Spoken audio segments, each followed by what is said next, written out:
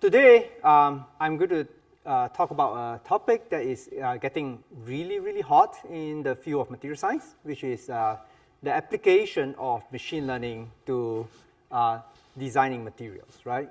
So I titled my talk Universal Machine Learning Models for Unconstrained Materials Design. The key word in this title is actually the word universal, okay? I want to talk about what do I mean by universal, and how whenever we actually try to replace some of the steps in computational materials design with machine learning, you are actually giving up a little bit of that universality, but I also want to talk about how you can actually get it back, okay? So let me first start by giving you a brief introduction to what is computational materials design, right? So I'm not sure how many of you in the audience are actually experimentalists and how many of you are computational material scientists. So whenever we talk about universal computational materials design, we are really talking about an approach that goes from atoms and electrons to material properties, okay? So the typical way that this process takes place is that you start with some arrangement of atoms, okay? And you try to solve the fundamental equation of physics, which is the Schrödinger equation. And by solving the Schrödinger equation, you can get the electronic structure, such as the wave function. And then from that, you can derive things like the energy and forces on each atom. And then once you have those things, you combine those with your material science equations, like your equations of thermodynamics, equations of kinetics, or mechanical equations. And then you derive the actual properties that you are interested in as a material scientist, okay? So obviously today we can predict a wide variety of material properties. So things like you want to predict whether a material is stable or not. You want to predict whether a battery, what voltage a battery cathode would have, or what are some of the bulk modulus or shear modulus of a material. You can already start do this very universal atoms and electrons to properties approach, okay? Now, all this is actually based on the Schrödinger equation, which of course we have known since 1929. There's actually this very famous quote from Paul Dirac, who said that the underlying physical laws that underpin most of physics and almost all of chemistry are already completely known. That's back in 1929, right? That's almost 100 years ago. And the only problem was that the solution to them is too complicated to be soluble, right? Of course, he didn't foresee the invention of the modern computer, so that's no longer the case today. At the very least, we can approximate the solutions to the Schrödinger equation, okay? Now, so today we can already do this, right? So this is what is called ab initio calculations. What is wrong with this picture, right? What is wrong with this picture is basically the cost in actually trying to solve the Schrödinger equation, right? So if you look at these arrows, I have basically used a smaller arrow to represent how much throughput you can achieve in each step, right? And it turns out that solving the Schrödinger equation is actually the most expensive step in this entire process, okay? So how do I know this? I can actually show you some statistics, okay? So this is the number of database entries in the materials project, which is this very large database of computed materials properties that me and some colleagues actually started in 2012. And what you see is that we started with only a few thousand structures back in 2012, and as time goes by, to the present day, we actually have about 150,000 crystal structures, okay?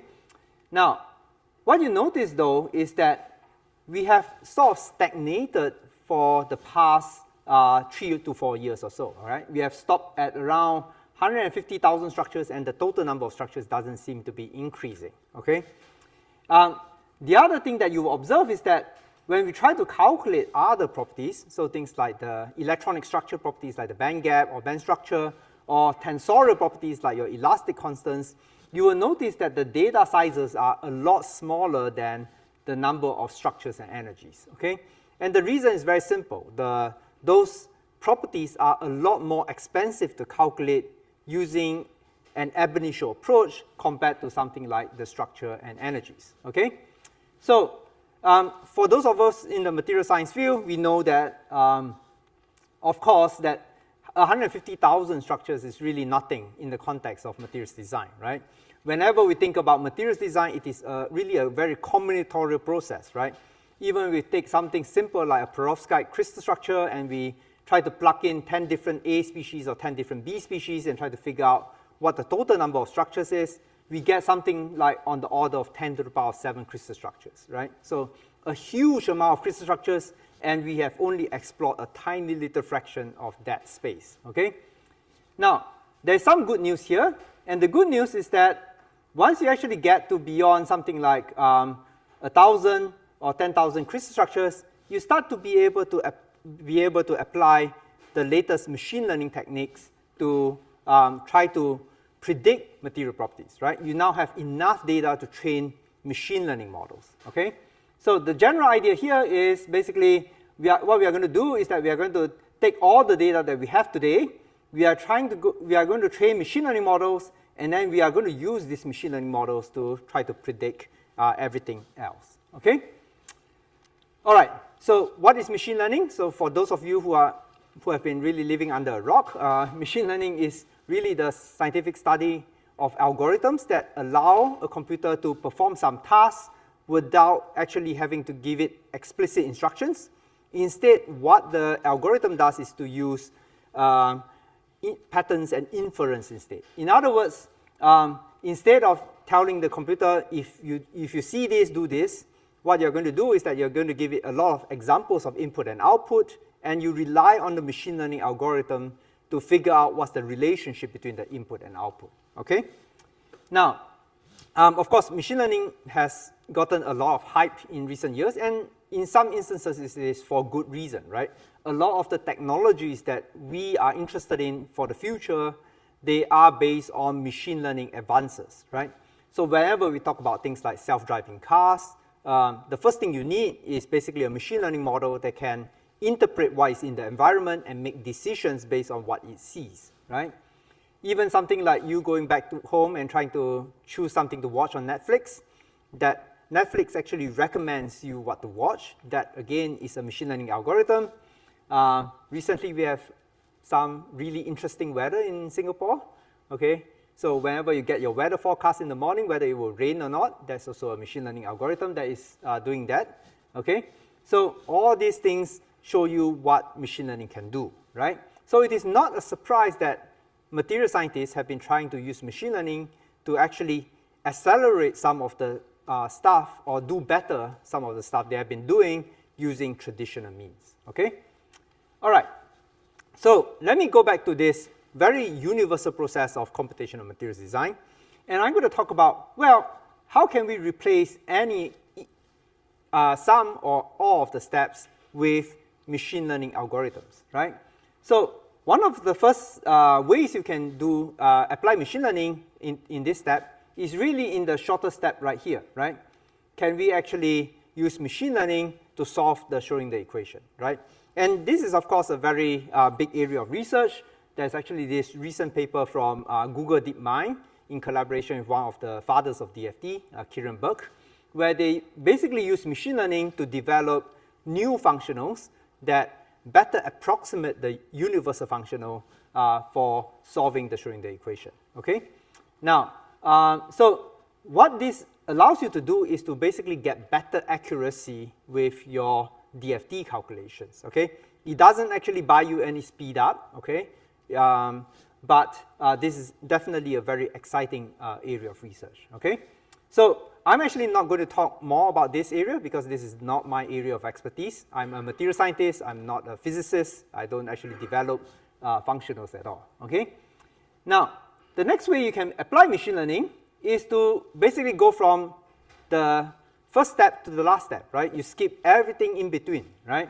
You just take the crystal structure and then you give it the crystal structure and you give it the property that you're interested in, and you tell the machine learning algorithm to basically figure out what's the relationship between, say, the bulk modulus of a material and the arrangement of atoms, okay? And I'm going to, hopefully by the end of this talk, I will convince you that while this is necessary in some instances, it is actually the most, it's actually not the best way to apply machine learning for material science, okay? All right, so the type of machine learning model that my group likes to work with are what I call graph networks, or in the literature, they also call it graph neural networks or message passing neural networks, okay? The reason why my group is so interested in this, in graph-based machine learning algorithms, is that graphs are actually a universal representation for materials, okay? If you think about the atoms as the nodes in the graph and the bonds between atoms as the edges in the graph, you can essentially represent any crystal structure or any amorphous material or any molecule using a graph-based representation, okay? So each of the nodes, you basically represent them with a vector. The edges, you represent them with a vector. Very uniquely, our architecture, which is called the materials graph network, or we call it MAGNET, we also have this global state variable, which actually encodes information about the system as a whole, okay? And it turns out that this is actually a very powerful concept that allows us to do very, very interesting with graph neural networks that you would otherwise not be able to do, okay? So I'm going to show you some examples later, okay? Now, the way that graph neural networks or message passing neural networks work is that they essentially perform information transfer between the components of a graph, okay? So, for example, the first step, you can have something called bond update. In the bond update, you basically update the information of every single bond using information from the bond, that, the original information from the bond, as well as information from the atoms that are connected to the bond, okay? As well as the global state, okay? So this is the first step. Then the next step, for example, you can update all the atoms, and finally you can perform an update of your global information using all the information from the atoms and the bonds, okay? So this sequence of steps is what is called a graph convolutional layer, right? And the update function, because we don't actually know what the form of the update function should be, we actually use the neural networks to approximate them. That is why this is called a graph neural network, okay?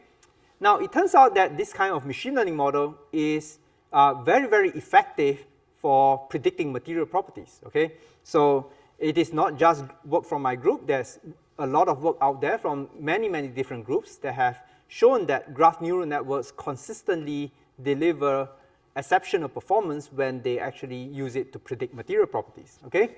So I'm actually going to show you some examples. So one of the first things we did was to try to use the materials project data to train MAGNET models to predict some of the properties that we're interested in, like the formation energy, the band gap of materials, the bulk modulus, and the shear modulus of materials, for example, right?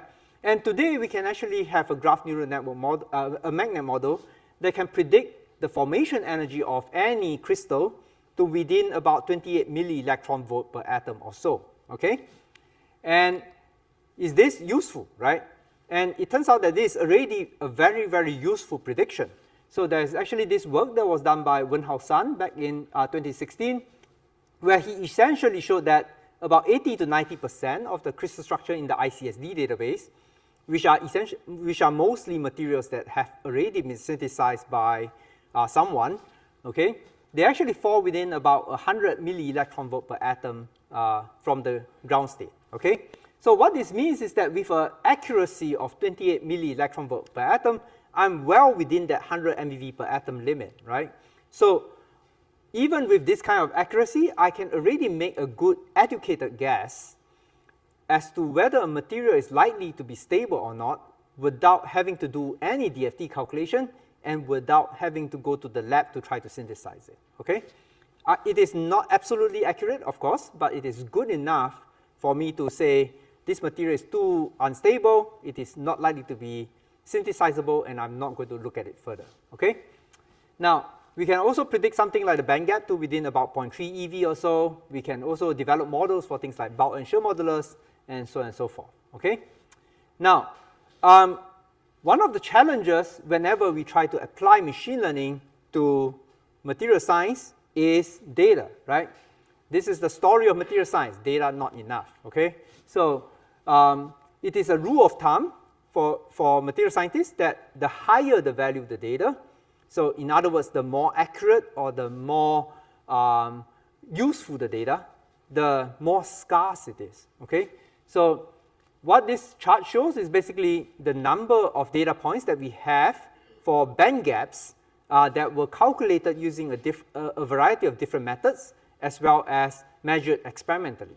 And what you notice is that we have this very large data set of 52,000 band gaps in the materials project. This is, of course, back in 2020. And the reason why we have so much data is also because it is the cheapest way in which you can calculate the band gap, okay? This is using what is called a PBE functional, which is the standard functional that we computational material scientists use in most of our DFT calculations, okay? So it is the most inaccurate data. It is also the least valuable, but we have a lot of it, okay? Now, you can do some more accurate calculations using, say, a hybrid functional like the HSC functional. But this calculation is about 40 to 100 times more expensive than your standard PBE functional calculation, all right? And so it is not a surprise your data set for HSC band gaps is much, much smaller, right? We can find a data set of about 6,000 band gaps or so. And of course, by far the most expensive way you can get a band gap is to go and try to measure it experimentally, right? You synthesize the material, hopefully you get a nice, good phase pure material, and then you have to measure it, right? And experimental band gaps, we can get about 2,700 of them, okay? Now, so if we actually go ahead and build a machine learning model, build a MAGNet model using each of these data sets in turn, what you will find is that we can actually build a very effective model for the least accurate data, okay? Because we have so much of it. However, if you apply the same model to something like the experimental band gap, it is, the data set tends to be a bit too small for that purpose, right? So how can we overcome this, right? This is where that global state variable that I talked about earlier comes in, right? So by embedding, say, some information about the fidelity of the data into this global state. So, for example, I can say, well, the PBE data will be assigned a fidelity of 0, HSC a fidelity of 2, and experimental band gap a fidelity of 3. I can then build one single model that can be used to train that can be trained using the entire data set of band gaps that I have, including both the very large PBE data as well as the very, very small experimental as well as HSC data, okay? So just to show you whether it works, okay? So these blue bars show you the mean absolute error in the predicted band gap for if I actually build a MAGNet model using each of these data sets in turn, okay? And what you find is that, well, my PBE band gap, the mean absolute error is very, very small, right? So I can get within about 0.3 EV or so. But when I try to build a model for HSC or experimental band gaps, the error is much larger, okay? It's almost about 2 times larger than the error for my PBE data.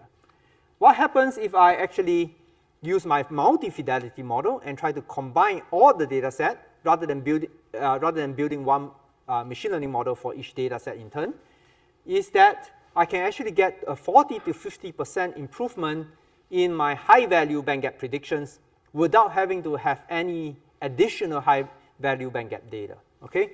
So if you notice, now with a multi-fidelity, like a 2-fidelity or 4-fidelity model, I actually get mean absolute errors in the HSC and experimental band gaps that are very, very close to the mean absolute error that I get with just the PBE data, okay?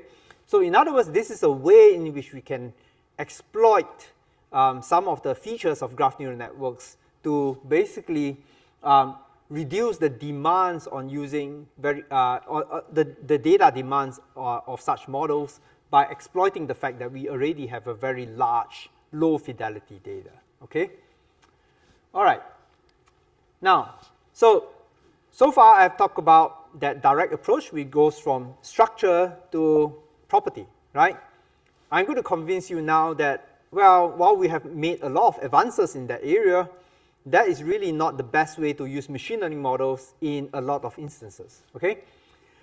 So what are some of the limitations to this structure to property prediction, all right? The first very significant limitation is that you need an input structure, right? For me, for me to construct the mathematical graph representation, I need to tell the algorithm, well, this is my input crystal structure. The distances between atoms are these numbers, okay? So how do we actually get an input structure? For computational material scientists like us, we actually use DFT calculations, right? So in other words, going from structure to property does not buy you a lot of acceleration because you still have a very, very expensive structure relaxation step that you do using ab initio calculations, okay? Now, the second reason why a machine learning structure to property approach is not that useful is that some material properties actually behaves very badly with structure and composition, okay?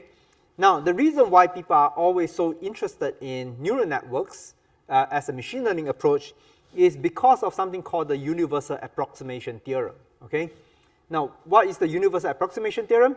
It is this very rigorous mathematical result which states that a neural network with just one hidden layer can approximate any continuous function for inputs within a specified range, okay?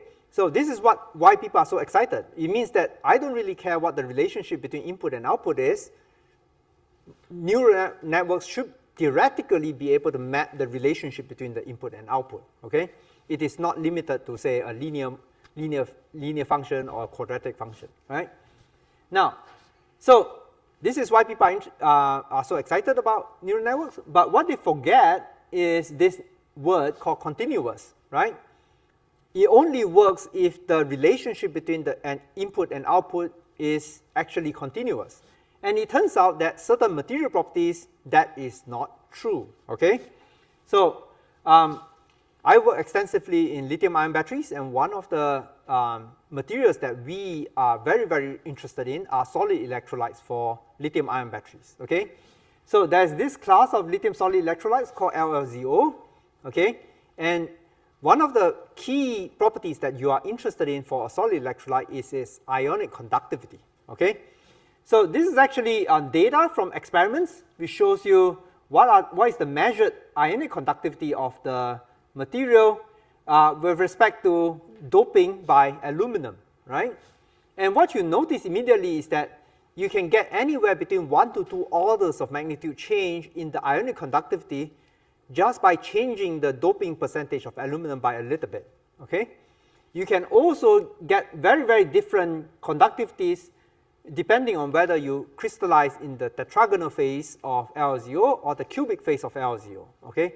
And the difference between the tetragonal and cubic phase is just like a few point something angstroms in the lattice parameters, okay?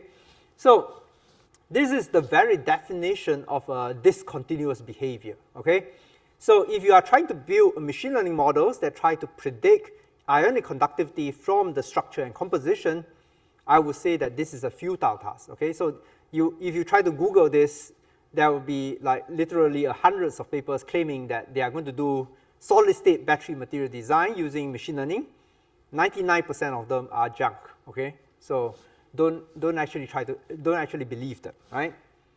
So what can we do, right? So in the sciences, one of the biggest news in recent years about the application of machine learning is, of course, AlphaFold, right?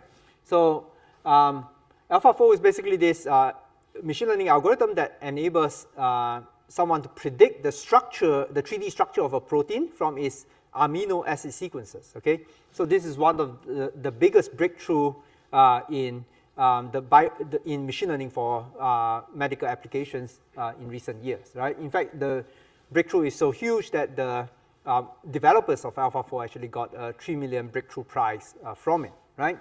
So when I first heard about this breakthrough, I was both a little inspired and also a bit disappointed, right? Because as a material scientist, I was wondering why did they actually focus on the protein structure prediction problem, right? There's the material science structure prediction problem, which is a lot bigger and a lot more challenging, okay? So this leads me to the next step, which is, well, what if instead of going from structure to property, we stop before we actually get to the property, right? Can we actually develop machine learning algorithms that goes from structure to the energy and forces, which is the potential energy surface of the system, and then we still rely on our actual equations of material science, like the equation of thermodynamics or kinetics, to actually figure out what the material properties is, okay? So in other words, we are retaining more physics in the approach to actually predicting the material's properties, okay? All that we are doing is now we are just replacing this step. Instead of solving the Schrödinger equation, we are going to actually use a machine learning algorithm to figure out just energy and forces but alone, okay? So this is actually a very huge field, and they are what are called machine learning interatomic potentials, and it is one of the most, the biggest success stories in the actual application of machine learning to material science, right?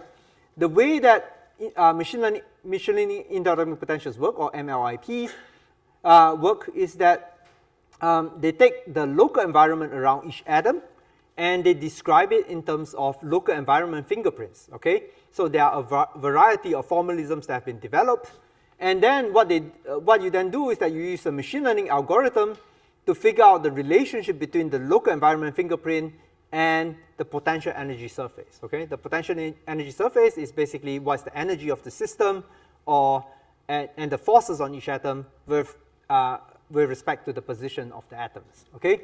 So there are many different formalisms, and there are many different machine learning models that have been used, and the details of these MLIPs are actually not that important. All of them perform reasonably comparably in terms of their accuracies, okay? Now, the reason why machine learning interatomic potentials have been so interesting is that they solve several long-standing problems in material science, right? So first of all, machine learning interatomic potentials are rigorous, okay, and they are much more accurate, right? So when you compare machine learning interatomic potentials to traditional interatomic potentials such as EAM and MIM, you find that they actually can achieve much lower errors in energies and forces prediction compared to something like your EAM models, okay? Now, while this is already a very, very significant feature of machine learning interatomic potentials, for me, the most important feature is actually not just the accuracy, okay? The most important feature is that you now can actually develop recipes to develop machine learning interatomic potentials for any system that you're interested in, okay? So it used to be that if you want to get a PhD in material science, you can actually just develop a very, very good EAM for one system and use it to do some analysis, and then that's enough for a thesis, right? Today, I can actually use this recipe, which I can just press a button, and I can actually get a machine learning interatomic potential for that system, which is better performing than that EAM potential, and I can get it within, say, a week or two, okay? That is the difference between the traditional way of developing interatomic potentials and the new way using machine learning, okay? Now, of course, there have been many, many different applications of machine learning interatomic potentials. I'm just going to show you two examples where they really have shown very good results.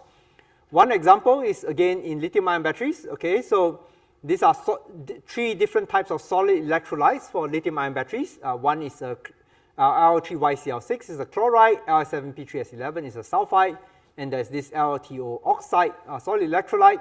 And my group actually went ahead and tried to use a standard recipe to develop machine learning interatomic potential for all three solid electrolytes. And we then use this machine learning interatomic potential to perform MD simulations that are much longer and at much more realistic conditions than we were able to do with just ab initio methods, okay? So one of the key things that we can do is that we can actually run simulations all the way down to room temperature, which is actually the temperature that most of us are interested in for the application of these materials. And we can show that there's actually this transition between this high temperature regime and this low temperature regime. And this transition actually leads to activation barriers that are much higher at the low temperature regime, okay? And the result of this is that our predicted ionic conductivities for all these solid electrolytes are actually much more accurate, in line with what the experimentalists have been seeing compared to ab initio calculations which are performed at high temperature and then extrapolated it down to room temperature, okay? Now, another area that my group works extensively in are aerospace alloys, or in particular high entropy alloys, or what we prefer to call them multiple principal element alloys. So this is an example of one of the alloys that we study, this niobium tantalum moly tungsten alloy. And what by developing a machine learning interatomic potential for this crystal and trying to doing Monte Carlo MD simulations on this, we can actually show that for this polycrystalline high entropy alloy, you actually observe niobium segregation to the grain boundaries, okay? And you can also find that because of this niobium segregation to the grain boundaries, it actually increases the short range order within the grains themselves. And the combined effect of these two is that you actually get a material that actually has a much higher yield strength compared to a random solid solution high entropy alloy, okay? So these are just some examples of the kind of simulations that we now can do with machine learning interatomic potentials that you were not able to do with ab initio methods, because ab initio methods are far too expensive for this purpose. And you also cannot do them with traditional interatomic potentials, because traditional interatomic potentials are simply not accurate enough or not diverse enough to actually cover all these different chemistries, okay? All right. Now, so machine learning interatomic potentials are definitely interesting. However, they do come with certain limitations, right? One of the limitations with this kind of local environment-based machine learning interatomic potentials is that the number of terms actually grow combinatorially with the number of elements. So I can fit a machine learning interatomic potential to something like 5 elements or 6 elements, okay? But when I go beyond that, it becomes extraordinarily difficult, okay? The other problem is, of course, that you actually have to custom fit the machine learning interatomic potential to every single system that you're interested in. So today, let's say you are interested in alloy 1, you have to fit a potential for that alloy, and tomorrow if you add in another element to the alloy, you now have a new alloy, you have to fit another potential to the different alloy, okay? Now, because of these two limitations, okay, they cannot be, at least the local environment-based interatomic potentials cannot be used for broad-based materials discovery, okay? Whenever we do materials discovery, we want to work with the entire periodic table, or at the very least, we want to work with a large fraction of the periodic table. It is very rare that we say, I'm going to limit myself to 3 elements or 4 elements, okay? So what's the solution, right? The solution is to go back to the machine learning model that I just talked about earlier, which is graph-based neural networks, okay? So even when we first developed the MAGNET model, we already had this idea. Can we actually build a universal potential for materials using a graph-based approach, right? And this was our very early attempts. This was in 2019. And what you see is that, well, actually, it doesn't seem that bad, right? We actually do get a semi-quadratic function of the energy with respect to lattice parameter with our graph neural network-based model, right? However, what you see is that there is this discontinuity in the energy with respect to the bond length, all right? And any material scientist can tell you this is definitely non-physical, right? You really shouldn't have this discontinuity in the energy with respect to bond length in your system, right? So that was one of the lessons we learned, which is that you do need to have a smooth cutoff function to make sure that you don't have this kind of discontinuous behavior. The second lesson that we learned was that as powerful as graph neural networks are, they are actually not the ideal formalism for interatomic potential, because fundamentally graph-based approaches, they are quasi-pairwise, right? Your interactions are always based on nearest atoms or nearest bonds, right? And a large part of interatomic potential development is about the many-body interactions, right? Bond angles or even four-body terms, right? And so we had this idea that, well, since graph representations are too inefficient for interatomic potential development, maybe what we need to do is to take inspiration from our traditional interatomic potentials and incorporate many-body terms into our graph neural network-based approach, okay? And this leads us to this new architecture that we developed, which is called materials three-body graph networks, or M3GNet, okay? And it is essentially the roughly the same architecture as our MAGNet models, except that now we also incorporate three-body interactions in the form of a spherical harmonic expansion of the bond angles, okay? So now, so this is the architecture, and one of the first things whenever you develop a new machine learning interatomic potential architecture is that you need to benchmark it against all the well-known machine learning interatomic potentials that came before it, and this is what we did. We basically give it the same training data as and we compare the performance in terms of the mean absolute error in energies and forces with respect to machine learning interatomic potential formalisms like the neural network potential and the moment tensor potential. And what we can show is that it performs comparably, okay? In other words, the errors are almost the same, right? So here, basically, the greener the color, the more accurate it is, and you can essentially see this M3GNet potentials for all these different elements. You have roughly the same error as what you get with the neural network potential and the moment tensor potential, okay? Now, so in terms of accuracy, it's almost similar, but what is the key advantage? The key advantage is that I don't have to fit a potential to just one element. I can actually just fit one potential to every single element here in one shot, okay? The reason is because in a graph representation, I have a unique vector representing every single element of the periodic table. There is no combinatorial expansion in the total number of terms when I actually use this approach, okay? So I can just by building one potential for all the elements, I can actually still achieve exactly about the same accuracy, but now I actually have a potential that can work across a much more diverse system, right? So with this proof of concept, basically what we did next was to basically train what we call an AlphaFold for material science, right?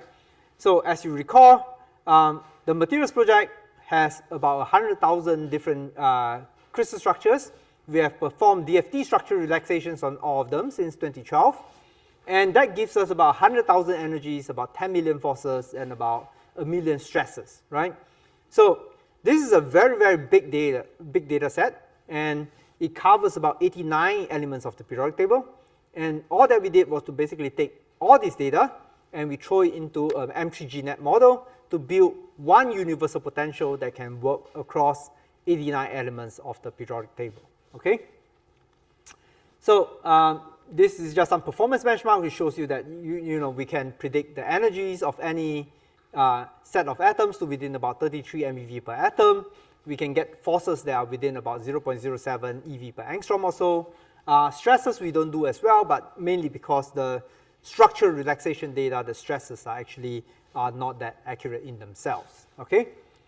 Now, but what can we do with something like an M3GNet universal potential? One of the things we can do is that we can now relax crystal structures and make some estimate of its phase stability with zero DFT calculations, okay? We don't actually have to do DFT calculations to do this anymore. We can show that M3GNet can actually relax crystal structures to within about 1% error in the lattice parameters compared to DFT, okay? So that's actually a very a good enough relaxation. Even if you want to do DFT calculations afterwards, you can take that M3GNet relaxed crystal structure and your DFT calculation will actually go a lot faster than if you just start from the original crystal structure.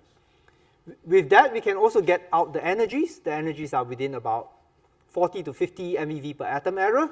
And we can then use our standard thermodynamic analysis, like constructing the phase diagram and calculating the energy above the convex hull to estimate its stability relative to other phases in the phase diagram. And we can show essentially that M3GNet gives you roughly the same prediction in terms of the phase stability as what you would get with DFT, right? At the very least, it is good enough that you can exclude very high energy structures and not explore them further, okay? With an interatomic potential, you are not limited to just relaxing and calculating energies. You can now do dynamic simulations of properties as well. So there are a lot of material properties that you can get with just knowing the potential energy surface, right? So for example, you can do a phonon dispersion calculation using M3GNet, and you can look at the phonon dot center, and this is a comparison of the M3GNet calculated phonon dot center with the DFT calculated ones, and you can see that the agreement is actually pretty good, right? Good enough for you to do a lot of things with it. You can calculate things like the bulk modulus. You don't actually have to do a direct structure to property prediction for the bulk modulus. You can actually simulate the bulk modulus directly from the M3GNet simulations. And again, the agreement with the DFT bulk modulus is pretty good. You can even get things like ionic conductivities. You can give it a crystal structure, you can run MD simulations with it, you calculate the mean square displacement, you plot it versus time, and you can get the ionic conductivity of your crystal structure directly from your MD simulations. And again, this is an example for the Li3YCl6 material, and you can see that our predicted ionic conductivities are actually in quite good agreement with what the DFT ones, ionic conductivity is, okay? All right, now, so if you are interested to try this out for yourself, like almost everything we do in my group, all the code are open source. We have developed this library called the Materials Graph Library in collaboration with Intel Labs. And this implementation is done in the Deep Graph library with PyTorch. And it comes with multi-GPU support. And it's all available on GitHub. And you can just go ahead and clone it and try to use it. Okay, so that you can use the models out of the box, which is, for example, the universal potential. You can also use the architecture to fit potentials for your own system or fit models for your own system. Okay. Now, since the publication of this work, there has been quite a bit of interest from the community as well as from the industry. So I know that, for example, TSMC is actually using M3GNet to simulate thermal conductivity in their materials.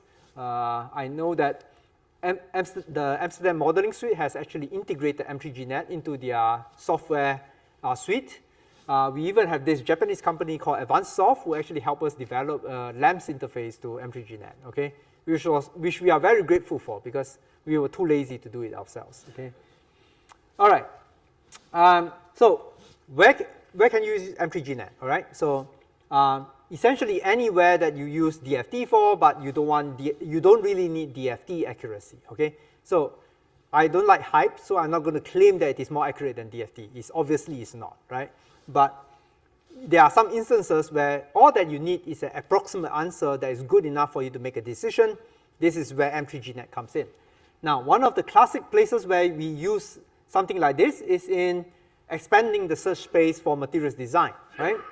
So a typical funnel would actually start with the DFT calculations, and then you start by screening out some materials based on your DFT predicted properties, and eventually you talk to your experimental colleague and say, well, I think this material is predicted to have extremely good properties. Can you actually go ahead and try to synthesize it, right? Now, but even with the computation techniques, you'll find that most works in the literature, they explore about 1,000, maybe tens of thousands of crystal structures if you are lucky, right? And the main reason is that DFT calculations is still quite expensive, right? You can't do, say, millions of structures with DFT calculations. This is where M3GNet comes in. M3GNet, you can make a prediction on any crystal within a few seconds. So why not go to town, right? We can actually, instead of exploring 10,000 crystal structures, we can now explore millions of structures, right? Now, the other way to use this is to actually sample structure spaces for developing machine learning interatomic potentials. This is something that I'm not going to talk about today, but we are actually preparing a publication on this aspect that is coming out within the next few weeks, okay? So one of the things that we've been developing is this thing called Metaverse.ai, which is basically a complement to the materials project. So the materials project will always be a database of DFT calculated properties because they want to provide the ground truth based on ab initio calculations. But Metaverse.ai will basically be a database of machine learning predicted structures and machine learning predicted properties, okay? It is meant to be a much larger database. It is definitely less accurate than the materials project, but it has many more structures that you can explore, right? So if you go to Metaverse.ai today, you can already do things like type in a formula or a chemical system. You can look at the predicted properties for those materials. So for example, you can get things like the formation energy, the band gap of a material. You can even get things like the predicted experimental band gap, not just the PBE band gap, which is which is a prediction from our multi-fidelity graph neural network models, okay? So I just want to show you one example where we are using this technique. We are, again, this is back to the lithium solid electrolytes for all solid-state lithium-ion batteries. So if you do not, for those of you not in the battery field, this is one of the hottest topics in lithium-ion batteries today.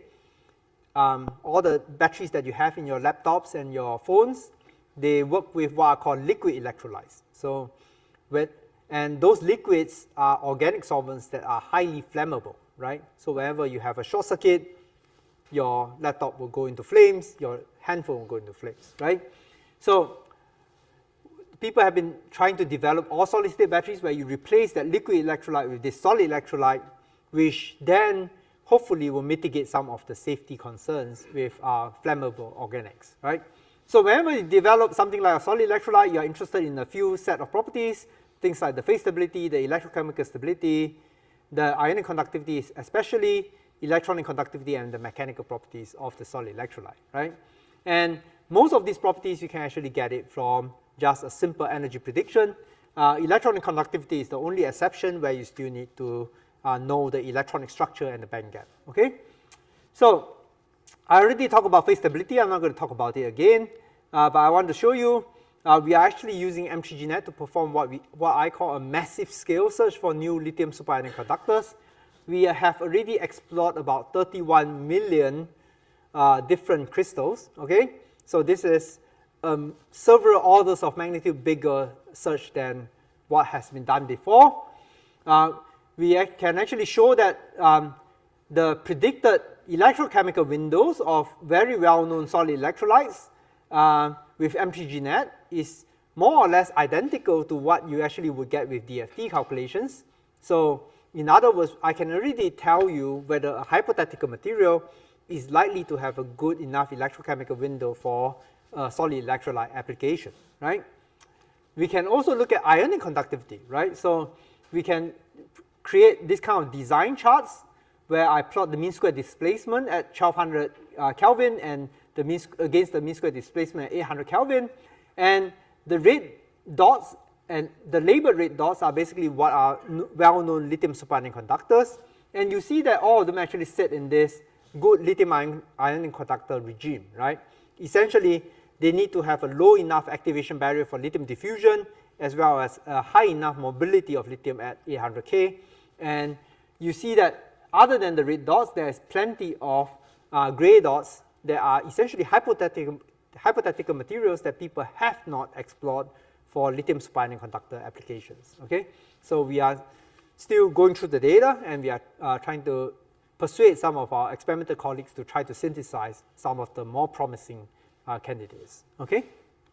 All right, I'm going to end with just 3 more slides. I just want to share some 3 parting thoughts about the current status and future of application of machine learning to material science. And the first thought is, well, that if there's one thing you should learn from this talk is that replacing in silico materials design steps with machine learning should be done with care and domain knowledge, okay? So the rule of thumb is that you should try to replace the shortest jump with machine learning, okay? You should not try to go from structure to property in most instances, okay? By replacing all of the physics with a black box machine learning model, you are essentially sacrificing a lot of the knowledge that we already have, and you are creating an issue where your machine learning model that has been trained on this very narrow space is not going to extrapolate very well to a space that it has not seen before, okay? So in order for the extrapolation to occur, physics needs to be incorporated as much as possible into the model, okay?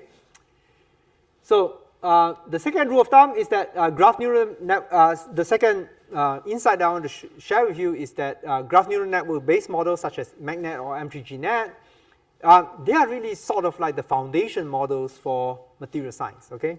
So for those of you who don't know, foundation models are this very big topic in machine learning, where if you remember ChatGPT, right? Everyone knows what ChatGPT is by now.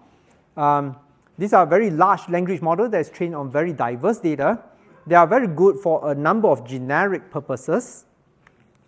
But in order for you to apply those models to some specific domain, let's say you want to apply ChatGPT to, say, a medical domain, you still need to retrain that large model to that specific domain. And this is what I feel MLIPS is like. It is a very universal model that can apply to 89 elements of the periodic table, but you can then use it to train a model that is specifically for a chemistry that you are interested in, okay? And finally, the primary challenge of machine learning is not ML architecture, okay? It is data. So this is why I know that it is fashionable for funding agencies to say, I'm going to fund an AI effort in material science. I need the lead PI to be an AI specialist. This is definitely the wrong approach, okay? The lead PI should always be a material scientist. The AI person should be actually the supporting scientist, okay? The reason is because most of the time, material scientists, we do not need the latest and greatest in AI technique. If I can get away with a linear regression model, I'd much rather use the linear regression model. I don't want to use the neural network, okay? So the challenge of data in material science is always about quantity. Sometimes we don't have enough data. It's about heterogeneity. In other words, different experimentalists can measure the same property and they come up with different numbers, okay? And it's also about diversity because a lot of us have pet topics or pet systems that we like to work with, right? So I would say a rough estimate, maybe at least 10 to 20% of the works out there are on perovskites, okay? There's a lot more crystal structures than perovskites, okay? So this is where having good diverse data actually comes in, okay? And with that, I just want to conclude and acknowledge that a lot of the model development is done by my former postdoc Chi Chen, who is now a project research scientist at Microsoft Quantum. Funding comes from the materials project under the Department of Energy. There's this publication that if you're interested in MLIPS, that's the one that you should refer to. There's also this press release on that MLIPS architecture. And of course, like I said, all my codes are on GitHub, and you are welcome to play around with them. Okay, thank you, and I'm happy to take questions.